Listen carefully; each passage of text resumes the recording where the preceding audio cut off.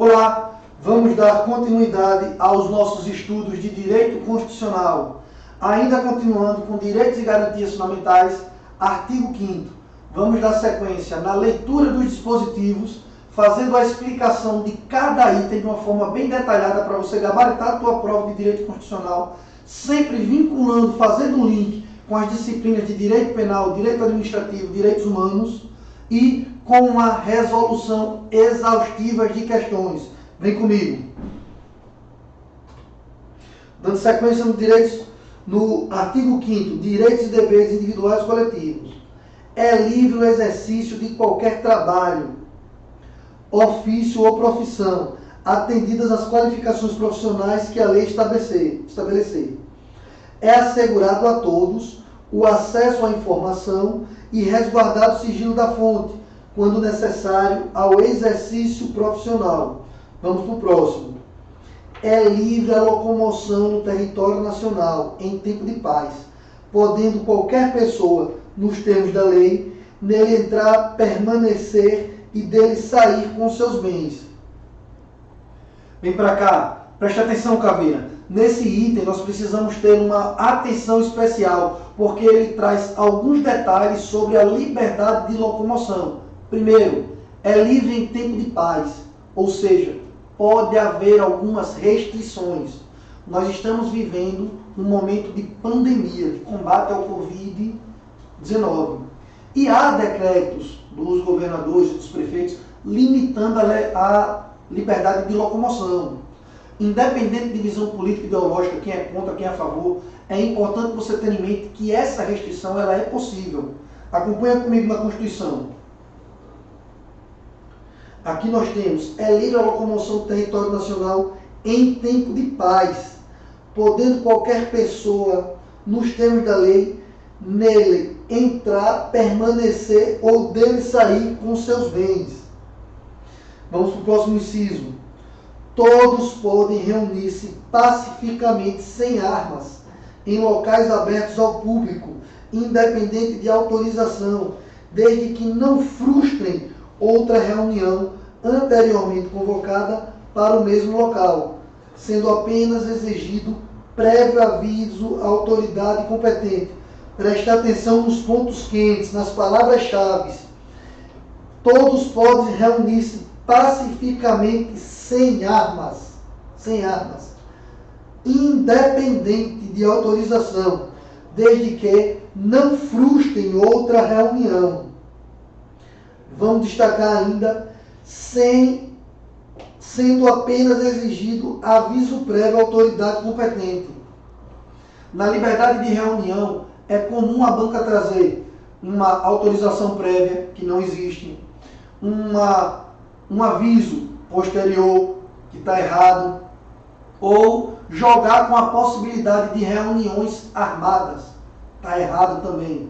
Presta bastante atenção nesses trocadilhos, porque eles são figurinhas carimbadas nos concursos. Vamos seguindo. É plena a liberdade de associação para fins lícitos. Vedada de caráter paramilitar. É um inciso importantíssimo. Já caiu várias vezes em prova. Preste atenção. A criação de associações e, na forma da lei, a de cooperativas, independe de autorização, sendo vedada a interferência estatal no seu funcionamento. As associações só poderão ser compulsoriamente dissolvidas ou ter suas atividades suspensas por decisão judicial, exigindo-se, no primeiro caso, o trânsito em julgado. Preste atenção aqui. As associações independem de autorização, não precisam de autorização. E mais, além de não precisar de autorização, é vedada a interferência estatal no seu funcionamento. O Estado não pode interferir no funcionamento das associações. Evidente, salvo no caso de uma prática ilícita, na prática de um crime, de uma transgressão. As associações, elas só poderão ser compulsoriamente dissolvidas ou suspensas por decisão judicial, exigindo-se para a dissolução, o trânsito em julgado de decisão judicial. Vamos seguir. Ninguém poderá ser compelido a associar-se ou permanecer associado. As entidades associativas, quando expressamente autorizadas, têm legitimidade para representar seus filiados judicial ou extrajudicialmente. Essa é uma questão muito comum, muito recorrente. As associações, elas podem sim representar os seus filiados judicialmente ou administrativamente, mas para isso elas precisam de uma autorização expressa, de uma autorização por escrito dos filiados.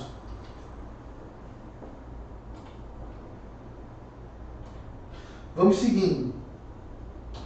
É garantido o direito da propriedade, mas a propriedade atenderá à sua função social. Nós estamos tratando aqui da questão de propriedades improdutivas poderem ser desapropriadas. Vamos seguir. Vamos ver como isso é cobrado em questão. A propriedade tem tratamento na Constituição da República vigente.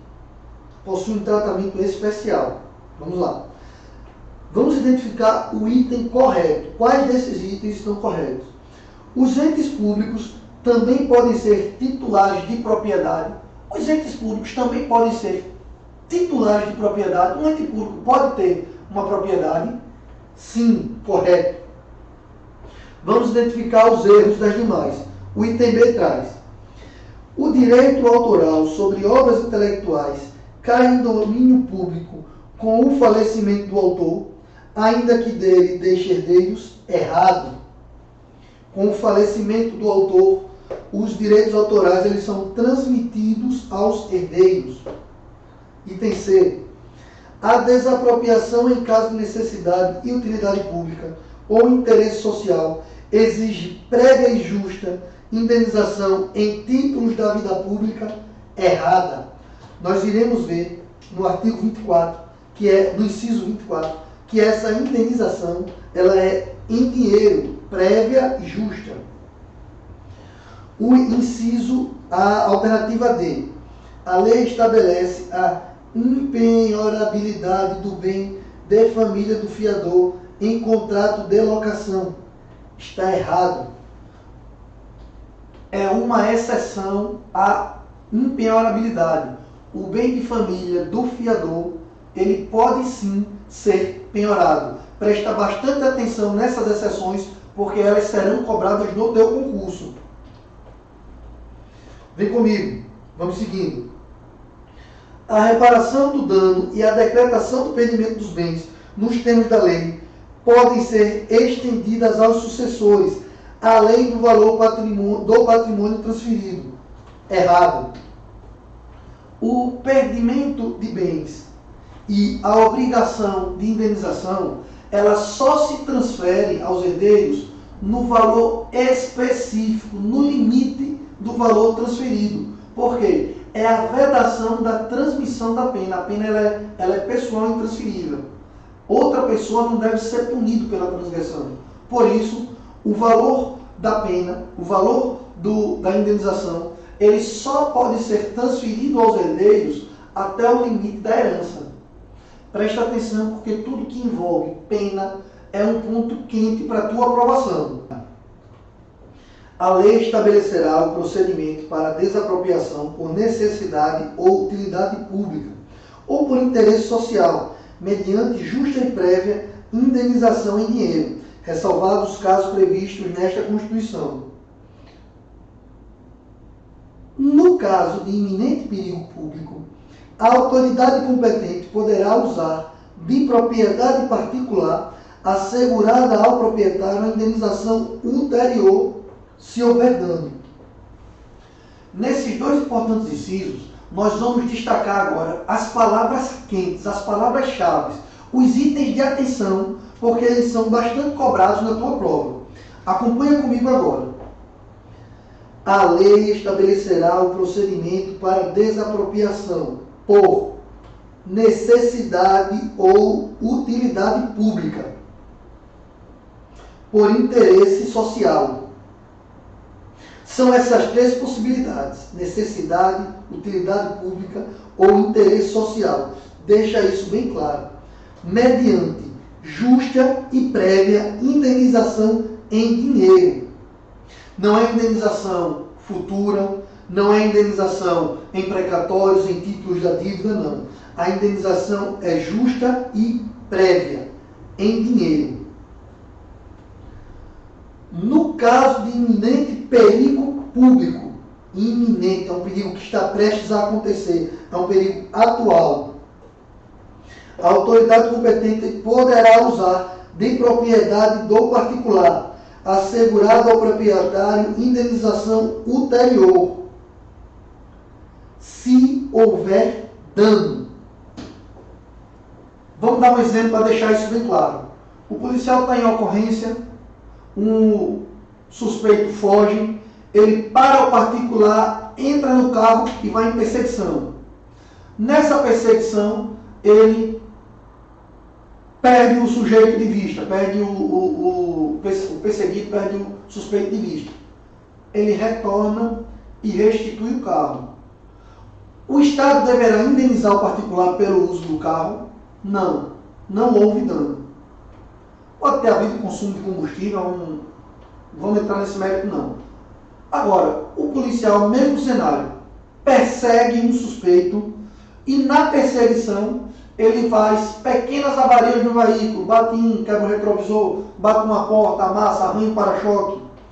No momento da devolução do carro, o Estado deverá indenizar sim o proprietário do veículo. Por quê? Porque houve dano durante a utilização. É muito importante ter isso claro, porque já é questão tarimbada nos concursos militares. Vamos ver como tem sido cobrado. Agente Penitenciário de Pernambuco, 2014. Acompanha comigo. É extremamente importante a disciplina, o foco na leitura dos incisos, porque o que é cobrado para você é a letra da lei e a repetição em questões. Vem comigo. Analise as assertivas abaixo, segundo a Constituição Federal, a Constituição da República Federativa do Brasil, em especial o artigo 5º, que dispõe sobre os direitos e deveres individuais e coletivos. No caso de iminente perigo público, a autoridade competente poderá usar de propriedade particular, assegurada ao proprietário indenização ulterior, se houver dano. Vocês percebem que o inciso, que o dispositivo, que o item traz a repetição literal da lei. Por isso, o nosso curso ele é baseado na leitura e explicação. De nada adiantaria nós estarmos aprofundando aqui em conceitos doutrinários, em conceitos jurisprudenciais, porque não é isso que é cobrado para soldado da Polícia Militar de Alagoas agora, 2021. Por isso, nós estamos massificando, repetindo exaustivamente a leitura do texto da lei com as explicações necessárias para você gabaritar. Volta comigo para a questão. Alternativa 1, item 1, verdadeiro ou falso? No caso de iminente perigo público, a autoridade competente poderá usar de propriedade particular assegurada ao proprietário indenização ulterior, se houver dano. Perfeito, questão correta. Vamos para a seguinte. As presidiárias serão asseguradas condições para que possam permanecer com os filhos durante o período de amamentação. Correta também, nós iremos ver no inciso 50, que esse direito é assegurado às presidiárias.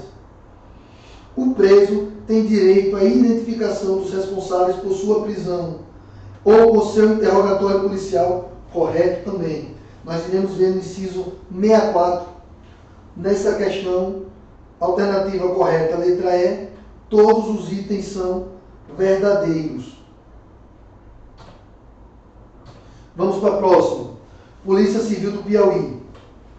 Acerca do direito fundamental de propriedade, é correto afirmar que vamos colocar aquela ótica de analisar item por item julgando se esse item é verdadeiro ou falso.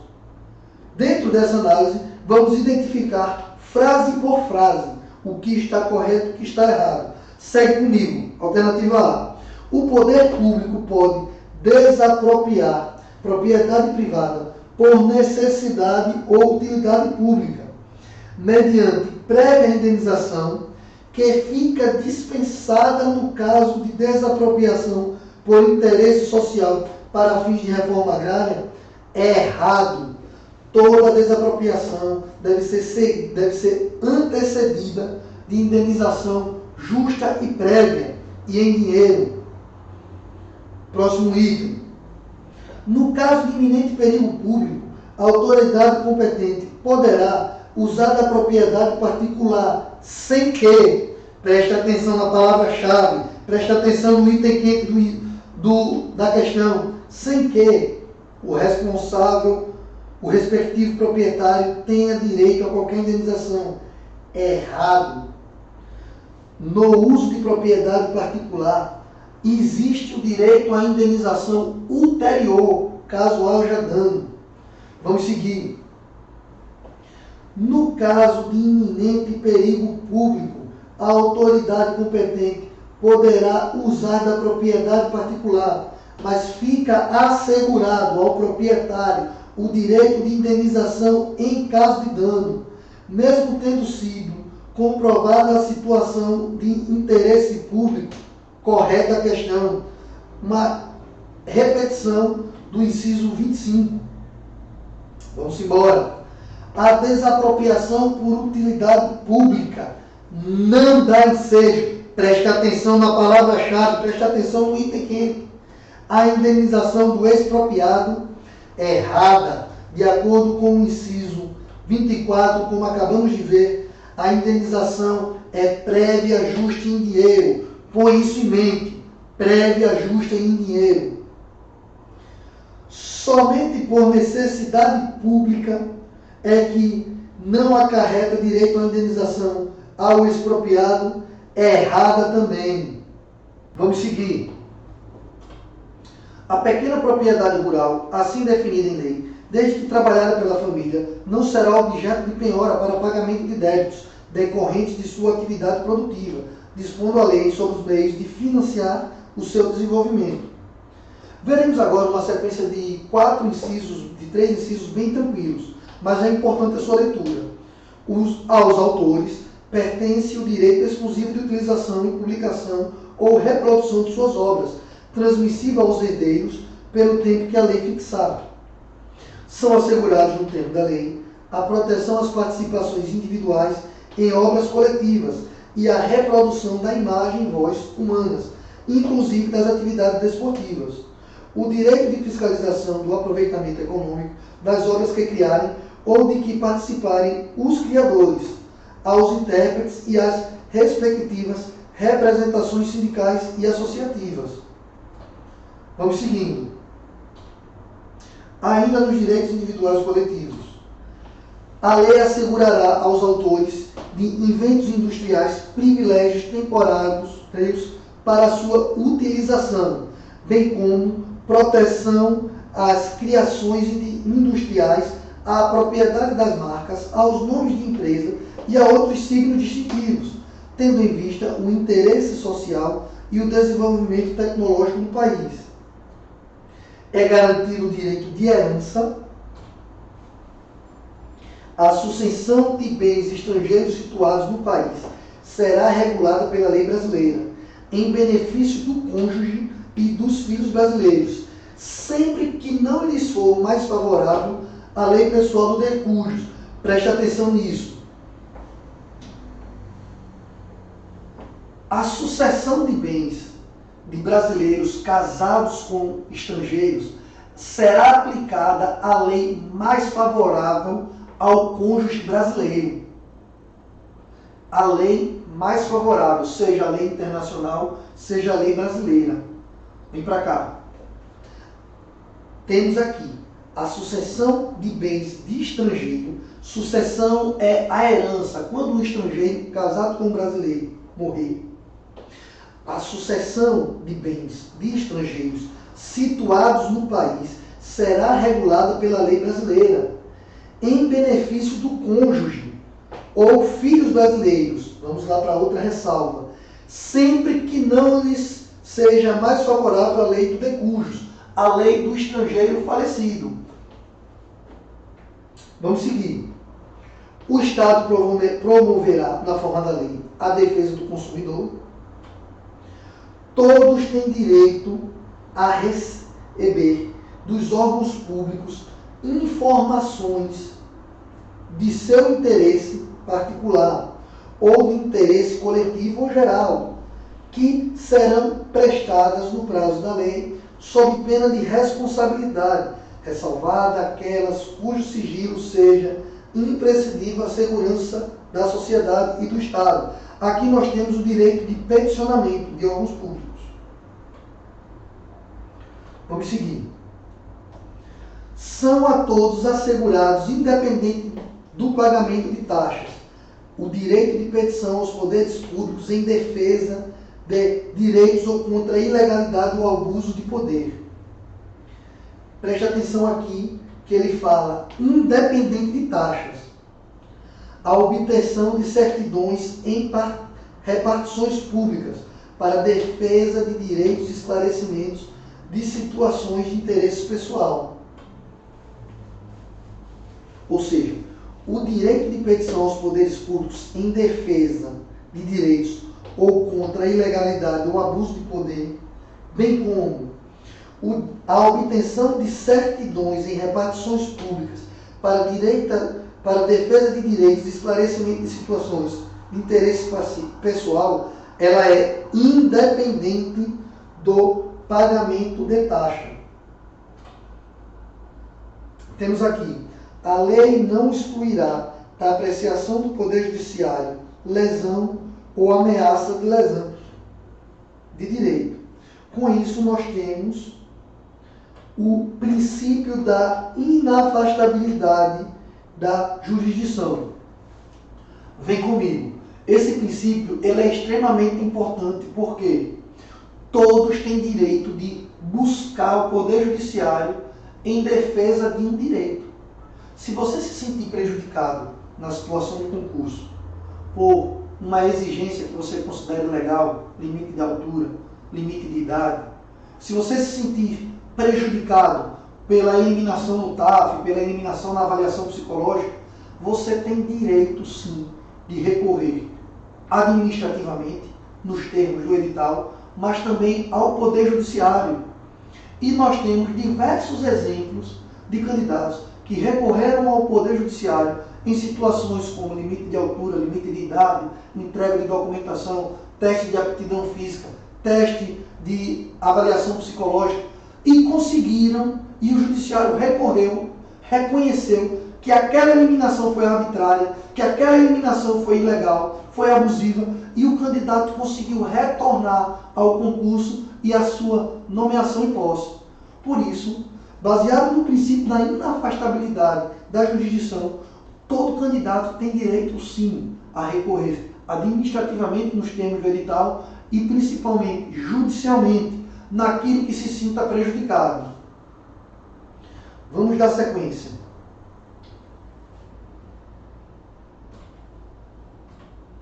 A lei não prejudicará o direito adquirido, o ato jurídico perfeito e a coisa julgada. São três conceitos que você precisa ter bem claro em mente. O direito adquirido é o direito que já foi incorporado de forma definitiva e consolidado ao seu patrimônio, ao seu titular, não podendo ser alterado por norma ou decisão judicial posterior. O ato jurídico perfeito é o ato que, por sua efetividade, está plenamente capaz de produzir os seus efeitos. É um ato consumado e livre de vícios. A coisa julgada é a sentença que encontra-se imutável e indiscutível. É um fenômeno processual que não permite mais a utilização de recursos judiciais contra aquela sentença, contra aquela decisão. Esses conceitos eles são importantíssimos para a sua prova. Vamos seguir.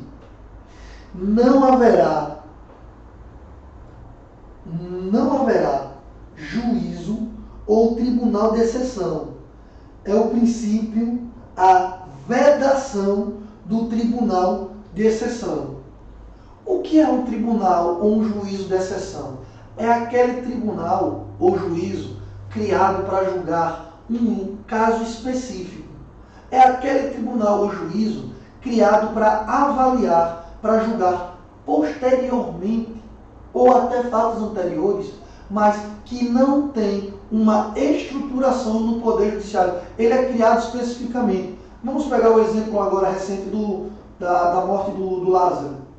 Vamos supor que o Lázaro tivesse sido preso e que a justiça decidisse criar um novo tribunal para, depois dos fatos, julgá-lo.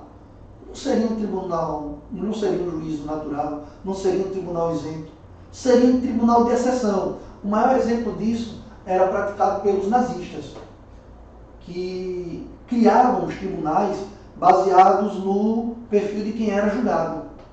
E assim, nós temos que ter muita atenção, principalmente nas prerrogativas constitucionais. O princípio da vedação ao tribunal de exceção, ele é uma garantia democrática muito importante. Leva isso para a tua prova. Vamos seguir.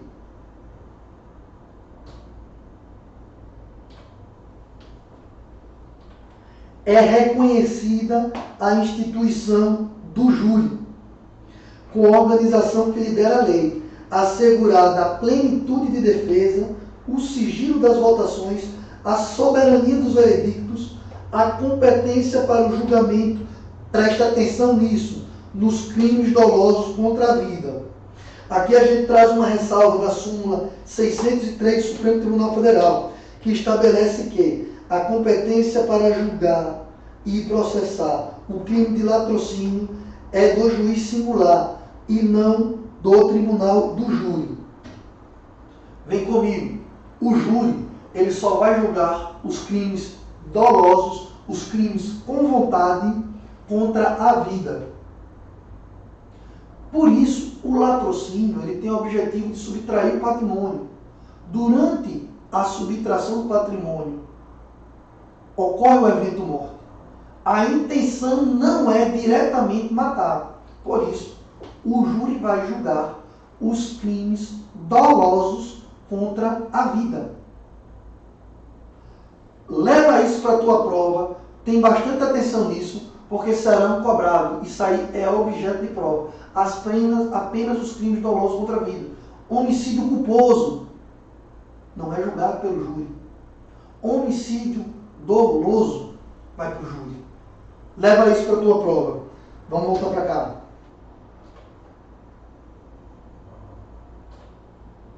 Vamos a mais uma questão. Dessa vez da Polícia Militar de Sergipe.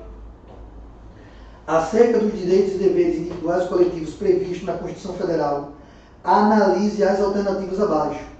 Uma ronda policial flagra um indivíduo descarregando toda a munição de um revólver contra o seu desafeto, causando-lhe a morte imediata. Nessa situação, a Constituição Federal prevê o julgamento do criminoso mediante a instituição do júri. Correto? Acabamos de ver o artigo 38. Vamos seguir.